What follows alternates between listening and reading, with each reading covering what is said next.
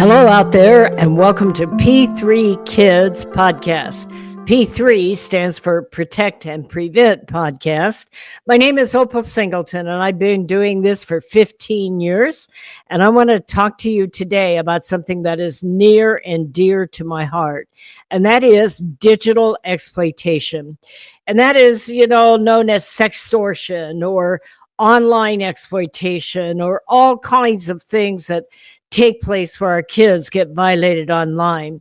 I've been combating this since about 2010. It has changed dramatically. And that's really what I want to talk about today. I want you to become an expert. I not only want you to, I need you to. You see, this thing is bigger than any one of us could have ever dreamed possible. And we need all the help we can get to take this on.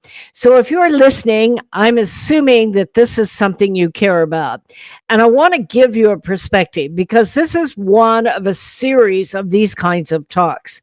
So I want to start out by saying that the world tilted when nobody was looking. When I started out fighting sextortion and online exploitation, it was like way back in 2010, 2012. And it would be a thing where you would have a pedophile that reached a kid online. There were all kinds of variations of it. It got more and more advanced as technology advanced. And they would be one-on-one relationships where the pedophile's demanding the individual to send more photos, or he may be part of a group of pedophiles. We used to look at these things and call them crowdsourcing pedophilia at the time, because we had many cases where there might be 6 or 8 pedophiles that came together, and they would be blackmailing hundreds of girls, especially. And initially, sextortion was really heavily aimed at targeting young girls and getting them to send a nude photo out there. And that kind of thing has been going on for many, many years. Our work was to try to convince kids why they don't want to send a nude and where that nude goes when they hit send.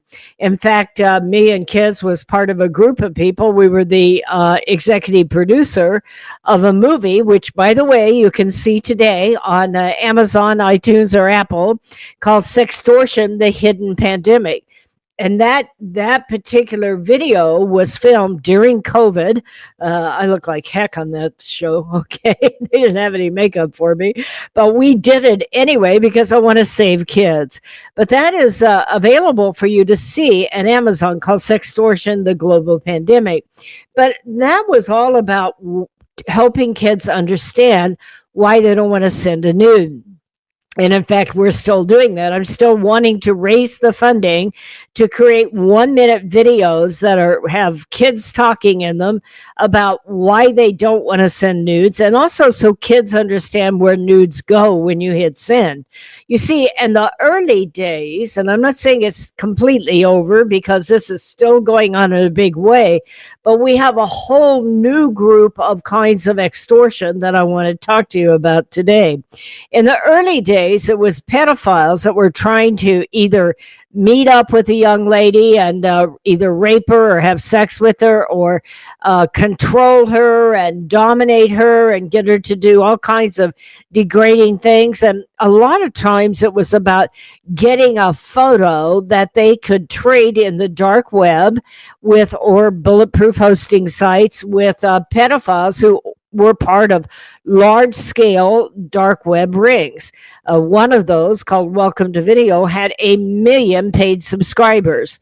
So if your daughter was seduced into sending one of those nude photos, or your son, it went out to as many as 1 million people to buy, sell, and trade, and they would never get it back. So we began to see all of this change, and it has changed dramatically over the last 5 years. And this is where I need your help. This is where I need you to help us get involved with this. Help us raise the funding that we need to take this on. and to educate each other wherever you live and wherever you are in life and the kind of work you do. You can educate other people without having to do this professionally.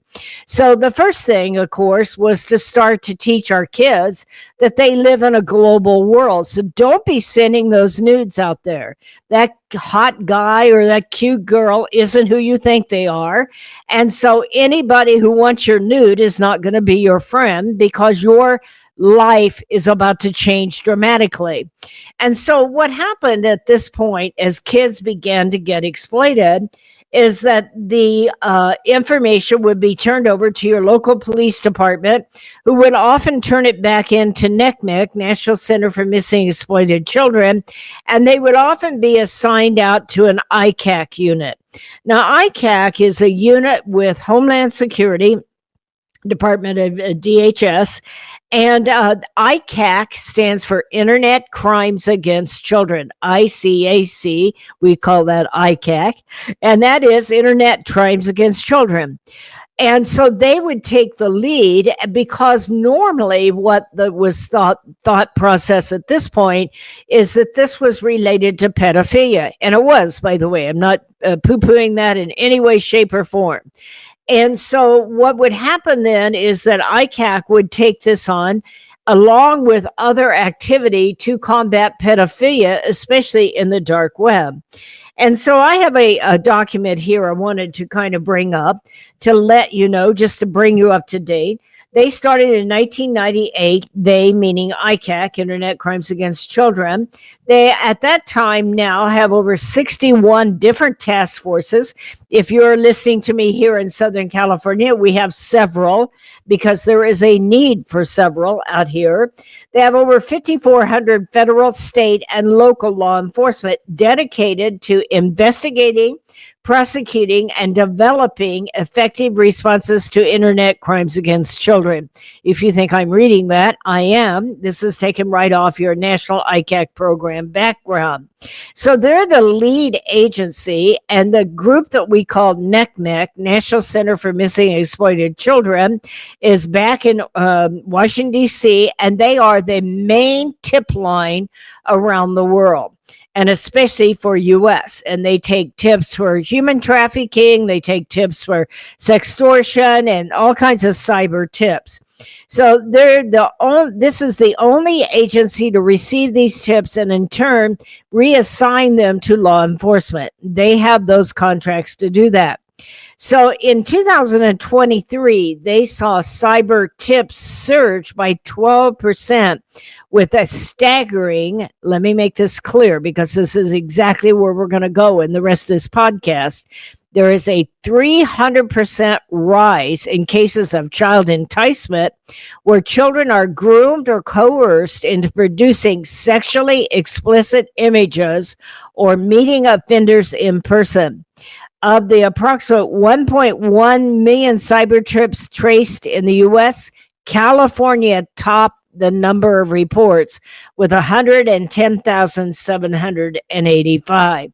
So their operation is tasked with tracking down individuals and distributing CSAM and looking into sextortion cases.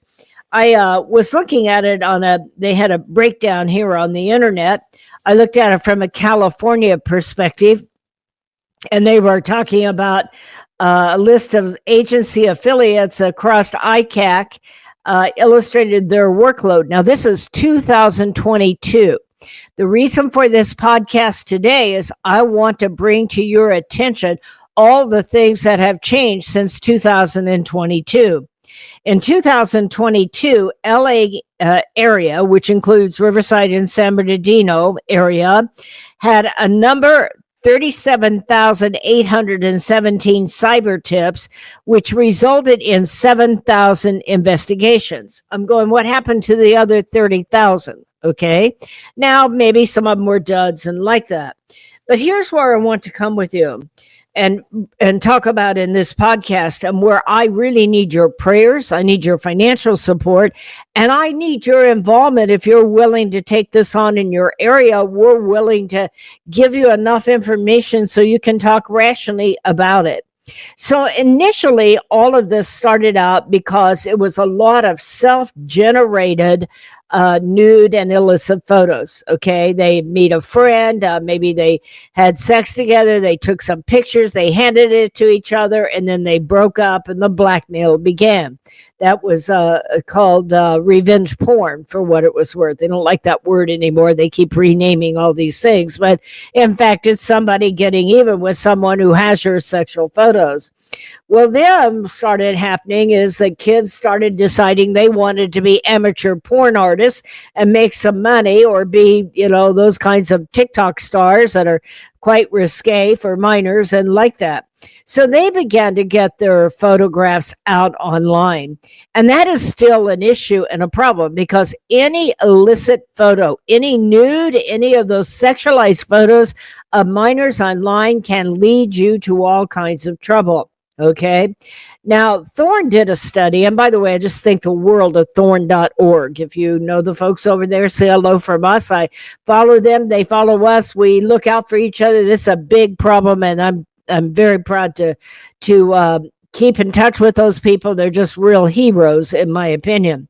So, but according to their recent survey, they said that 1 out of 6 boys and 1 out of 7 girls, meaning people under the age of 18, had sent a nude online.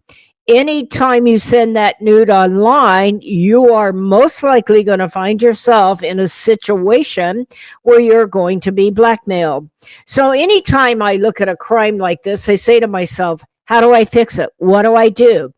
Our team all got together and we said, we've got to start convincing kids not to send nudes, okay? And we're still at it, and we could use your support to do that. I still have several more plans I'd like to do if I can just collect a little more donations and get that out there, because that ought to be, front priority right off the bat. Every kid needs to understand that anybody who wants your nude is not your friend, and any nude online is a potential threat to you, no matter whether it was given willingly or against your will. Sometimes what would happen is the guys would get involved in video gamings and they would forget that live streaming worked both ways, and boom, they were trapped. And some of that kind of thing happened. Well, then that began to move into moving away from, and by the way, it didn't stop, pedophiles trying to trap our children. But where I want to kind of put the spark in your heart today is where this is going. Some of you have bought my book, Societal Shift, A World Without Borders, A Home Without Walls. It's on Amazon, or you can buy it from Million Kids. If you buy it from Million Kids, it'll support our work and I can sign it for you. But I want you to think about what happened between 2020 and 2025. So much has happened in the last 5 years with technology. It started out first with our kids getting Bitcoin. And now every app out there has some sort of money laundering program. Okay. And that means that it's very easy for third world countries to scam our grandmas and our kids and anybody else they want to scam and get paid for it. Before this, it was mainly, I want more photos so that I can sell them in the dark web. But now they want your money also.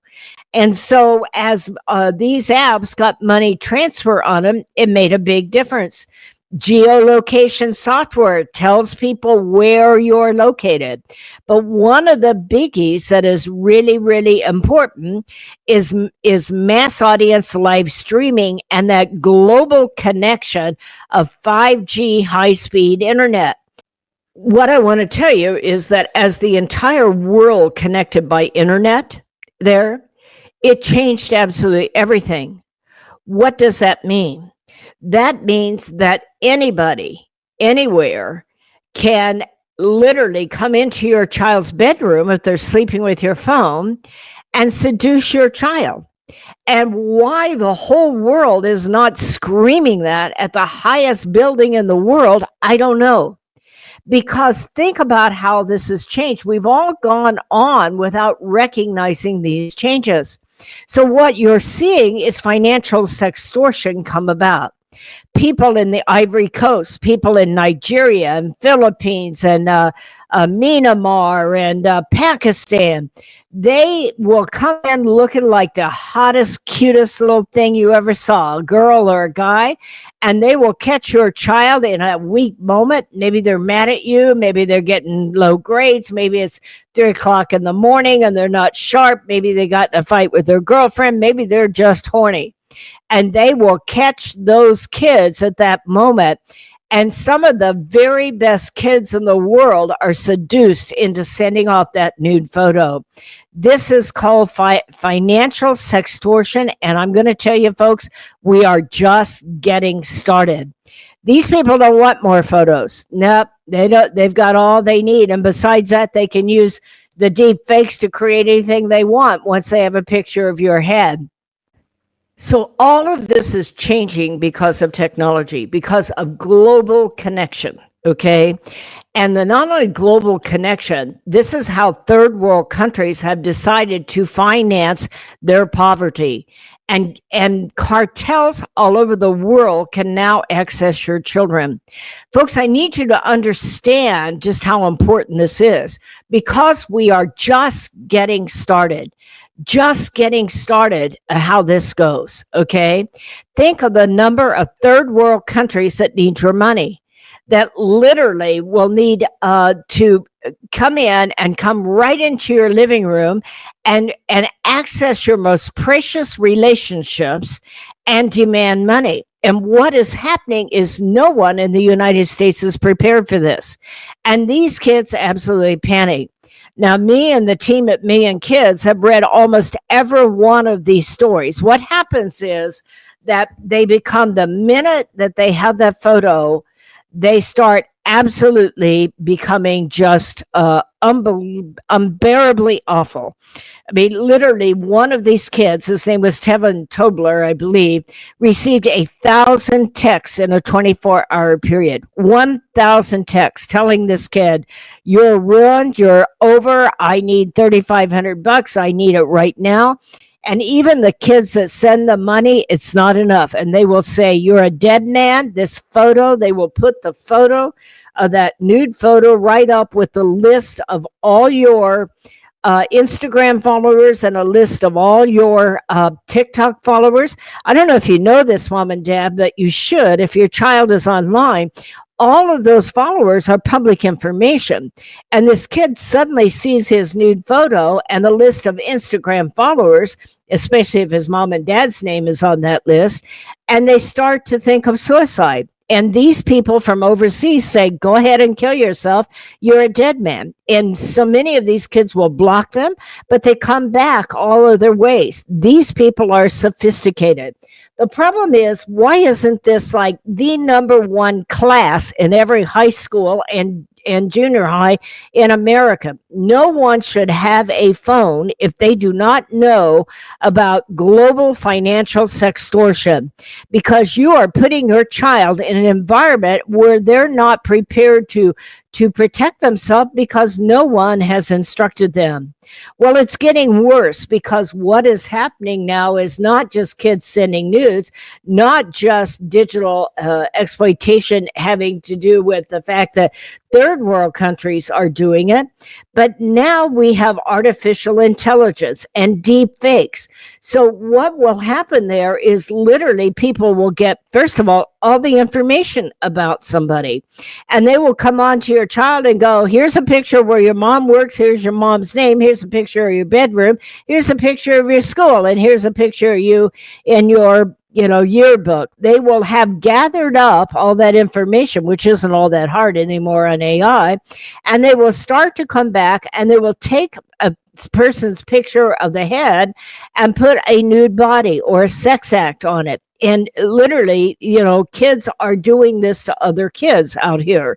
Those of you that follow me and kids know that we had a big case over in Beverly Hills where I think it was 8 fifth graders were making photos of other kids. They apparently don't know that's illegal and they can go to jail. They did not, but they need to know. But think about those students that are having their images shown all over the school, and you're saying, well, that's not my body. And everybody goes, doesn't matter, looks like you. And you get bullied and like that. Why do I take so much of your time to talk about how bad this is? Because I'm looking for people that are willing to come alongside with us and help us change the world. Here's some of my thoughts on it. And these are random thoughts, undeveloped, but I want you to think about it. Number one in this is that there is no organized system for a student to report. What I want you to realize is more than half of these cases involve minors that are enrolled in school. And teachers need to be educated about this. There needs to be full courses before any kid ever goes online to understand who the enemy is. Nobody does that, okay? Yeah, they have internet safety. They say be careful and don't do this and protect your passwords and like that. But there is not a course for high schools and junior highs that show all the ways that digital exploitation takes place and how to protect yourself. I just find that asinine. Why in the world would we put our children in an environment without designing or mentioning who the bad guy is and how you don't get violated, and more important, what you do if you do get violated? So that is one of the biggest things that we need to do. I think that we need to have a curriculum developed for the schools to understand this. And I think we need a whole lot more PSAs coming out from our government. This is Melania Trump's issue, is online bullying and cyber crime and like that against our children. We need to be creating documentaries so that parents understand how it works, not in general, in detail. Case after case after case, so that they can see how it works. It should be a series. I'll narrate it. I'll give you the cases. I'll give you, give me the money and you make the deal so that we can get it out there on the television. Here's something else I believe that we really, really need to think about. And that is, where can a student go if they're being blackmailed? Right now they try to go to mom and dad try to go to the police, and the police try to get cyber crimes, and cyber crimes gets ICAC. But as you can tell, the volume is overwhelming. And that ought to be raising alerts. It's hailing out there. It's hailing exploitation, okay? And we are just getting started. This is why you see me so passionate about this, is this technology that we have today is just getting started. And we need to take this on. I believe that we need to work with the California school system, and I'm doing some of that, by the way, that we began to create some way for, number one, if a student is being blackmailed or maybe have a deep fake, that they have a safe place they can go. And we do this with active shooter. So why don't we do it with online exploitation, especially since the enemy is all around us all the time? I also think there needs to be the own reporting system within the school itself, that a student can go to a maybe a cyber intervention center and report what is happening and get it directly over to a specialized ICAC unit that can immediately pretend to be that person and find out who that exploiter is. And also be able to give some intervention so that person can get their life back and use it as education for others. Here's another reason why I think we need that centralized approach, is these crimes are changing minute by minute by minute. We need to be able to gather up the total number of each of one of these crimes. It took us almost 2 years to understand financial sextortion, that it was taking place with people overseas, and that it's going right into our child's bedroom. Look at the number of kids we lost because that wasn't gathered up and finding a trend and coming out with a national effort to protect our children. We really, really must do this. I do believe it's time that we segregate out this idea of digital exploitation. It is, in fact, a global pandemic, and the target is our kids. And I'm not making that up in any way, shape, or form. I'm not being melodramatic, because how many thousands and thousands and thousands of kids do we have to lose before we begin to say, okay, this needs to be a priority? It is a crime that is taking place with students, and a crime that often is taking place within the school environment, and we need to address it that way. So if you are interested in getting involved, my name again is Opal Singleton, OPAL Singleton. The first thing I'd ask you to do is join Million Kids. It is MILLION, millionkids.org, not .com, that's a rock band, millionkids.org. Sign up for our newsletter. We have the best newsletter. It's absolutely free. And once a week, we come out with 3 or 4 or 5, sometimes 6 new cases and how they are different. We also will tell you when your next podcasts are going to be and what they're about. If you want to support our work, you can certainly do that by going to millionkids.org and hit that donate button, or get involved with us. You can write to me at Opal, OPAL, at millionkids.org. If you have the ability to make a movie or a short 1 or 2 minute commercial, let us know. That's not something we have a lot of money for, but it is desperately needed. And we need leaders to come forward. Here's why this is so important to me. We are just getting started, okay? Where we're at today is child's play compared to where it's going to be in literally 18 months or 24 months. This is the first generation in all of history of our children that can be reached by the entire world, and that can reach the entire world. And we've got to get this right, because it is this generation of kids that's going to train the next generation and the generation after them. If you think we're losing thousands of kids today, just imagine where it's going to be in 2027 or 28, when yet we have come up with no organized plan to take this on. This is warfare, folks, as far as I'm concerned. This is all about saving your children, and it can be anybody's child. This isn't about at-risk kids, and we need to help the foster and the homeless and the runaway. Yeah, we need to do that. They are most likely the victims of sex trafficking. But this is happening to kids who are homecoming kings, who are sports stars, who are straight A students, who are ready to go off to college. I remember one of these cases. The mother said, that kid was 17 years old and 6'2", and he had a scholarship. I looked at him as a man. It never occurred to me to sit down and talk to him about overseas threats that could come right in his bedroom. That is one of the victims that ended up taking their own lives.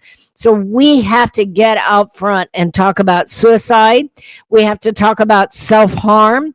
We have to talk about chatbots that will propose self-harm, because not only is it artificial intelligence, it's chatbots that are taking our children. If you're interested in getting involved, please write to millionkids.org. You can write to me personally, Opal at millionkids.org. Support our work. Watch for our next podcast, okay? And please share this with everyone you know. I totally appreciate it. We live in Southern California, but we are fighting this all over the world. And I believe it is time for us to say enough of this. The target is our kids, and our world has tilted, and nobody seems to be talking about it but us. But we're going to talk about it, and we need you to join us. This is Opal Singleton at p3kids.org. This is your Protect and Prevent podcast. We'll see you next time. Thank you.